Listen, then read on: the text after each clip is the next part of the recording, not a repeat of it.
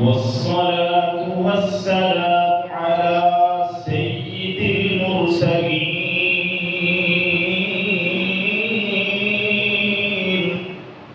وعلى آله وصحبه أجمعين.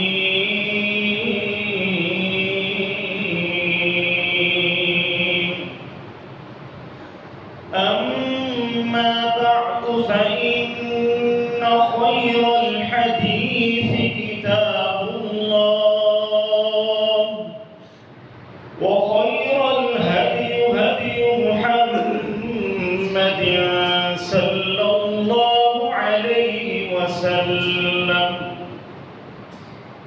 وشر الأمور محدثاتها وكل محدثة بدعة وكل بدعة ضلالة وكل ضلالة في النار.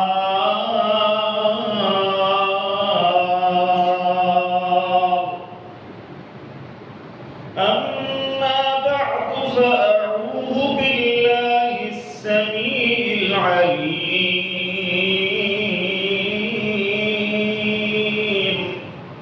وبوجهه الكريم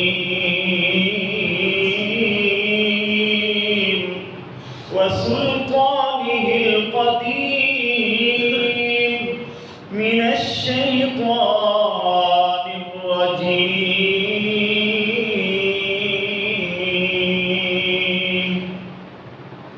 بسم الله الرحمن الرحيم.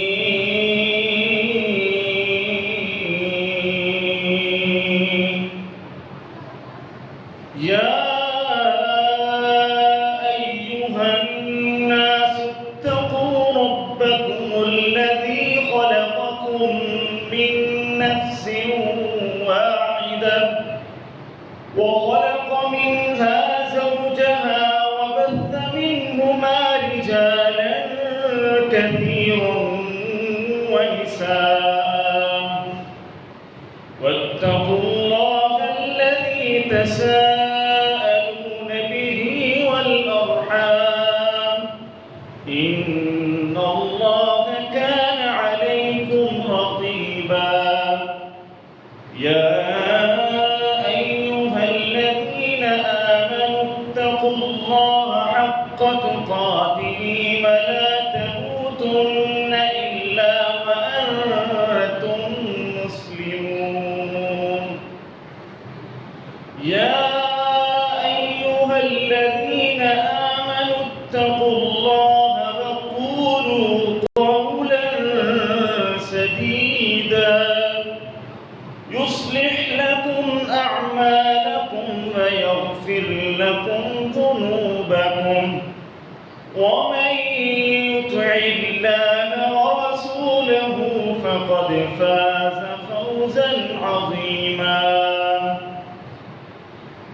وقال الله تبارك وتعالى في مقام آخر: يا أيها الذين آمنوا كتب عليكم الصيام كما كتب على الذين من قبلكم لعلكم تتقون.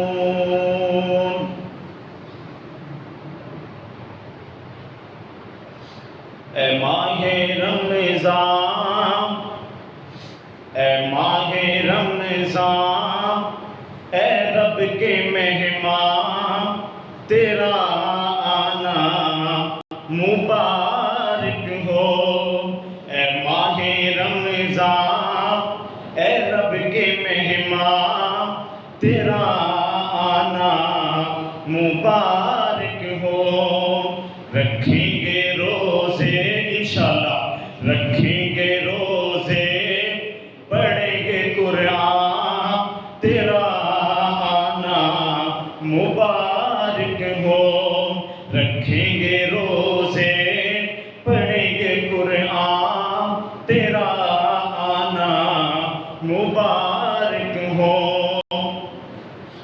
بخشش کا مہینہ ہے، تو رحمت کا خزینہ ہے۔ جھڑ جائیں گے گناہ، جھڑ جائیں گے گناہ، بنے گی نیکیاں، تیرا آنا مبارک ہو۔ اے ماہ رمضان، اے رب کے مہمان، تیرا آنا مبارک ہو۔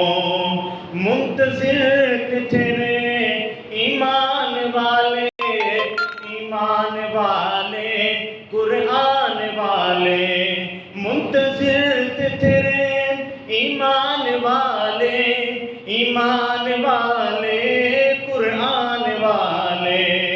جھڑ جائیں گے گناہ، بنے گی نیکیاں، تیرا آنا مبارک ہو۔ اے ماہ رمضان، اے رب کے مہمان، تیرا آنا مبارک ہو۔ عزیزان اسلام، برادران ملت، جیسا کہ آپ احباب کو اس بات کا علم ہے،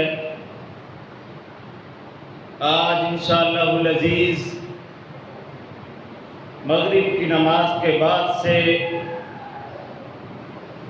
اللہ کا وہ برکتوں والا مہینہ، وہ رحمتوں والا مہینہ جس کو رمضان المبارک کے نام سے ساری کی ساری کائنات جانتی اور مانتی ہے، اللہ کی رحمتوں اور برکتوں کا وہ مہینہ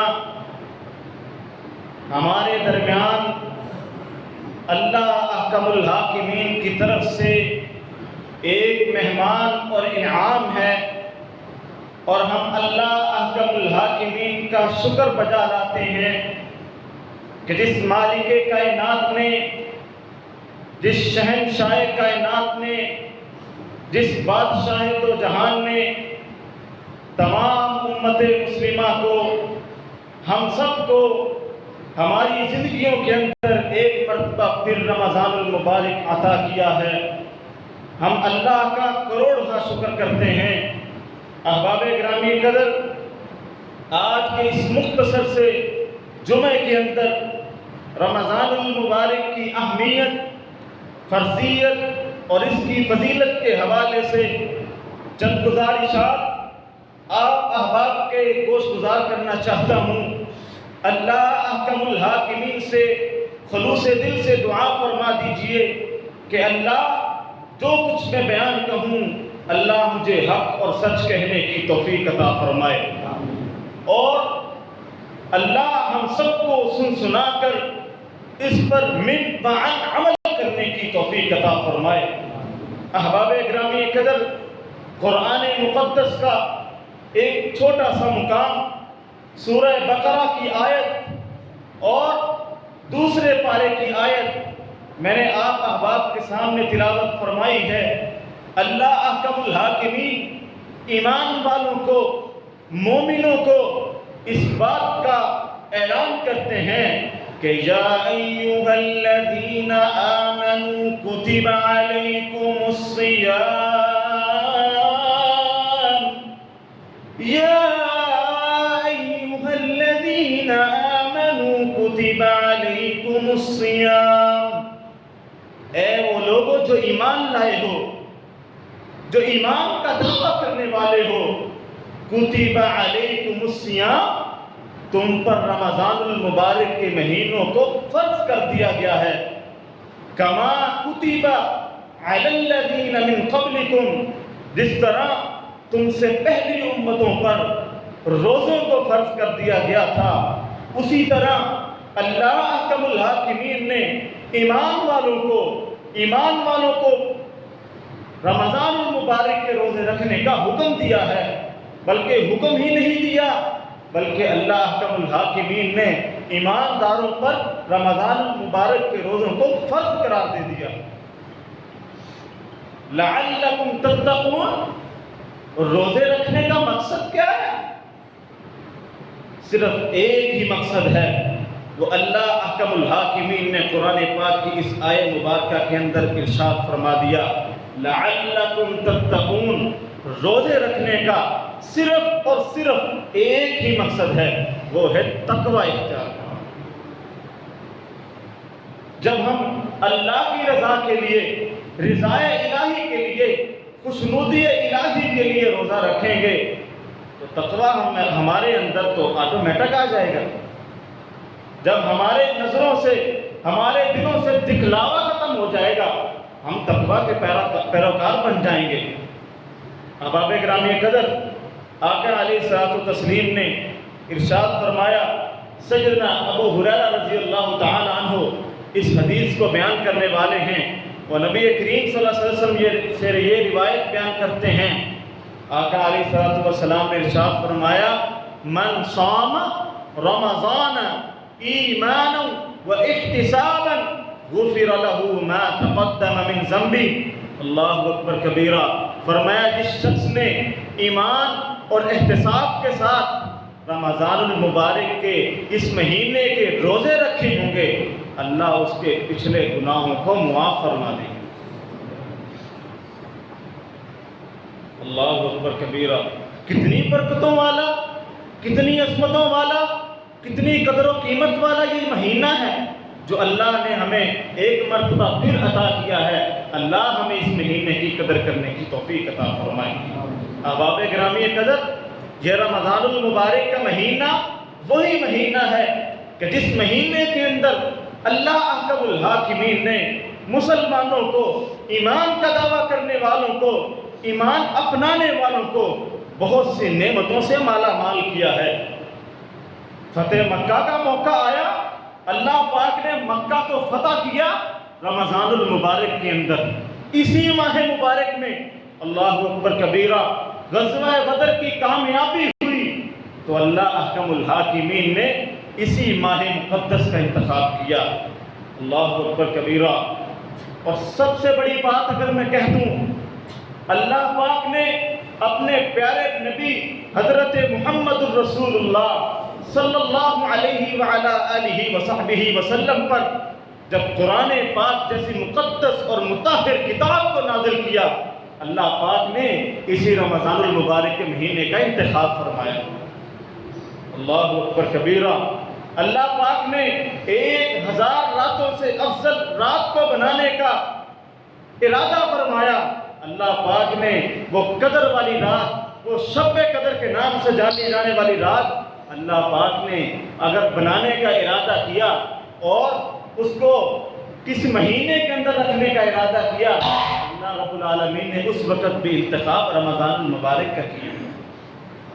احباب گرامی قدر، مسلمانوں پر اللہ احکم الحاکمین کے بہت سارے احسانات ہیں، ان میں سے ایک احسان یہ ہے کہ اللہ پاک نے ہمیں رمضان المبارک کے مقدس اور مطہر مہینہ عطا کیا۔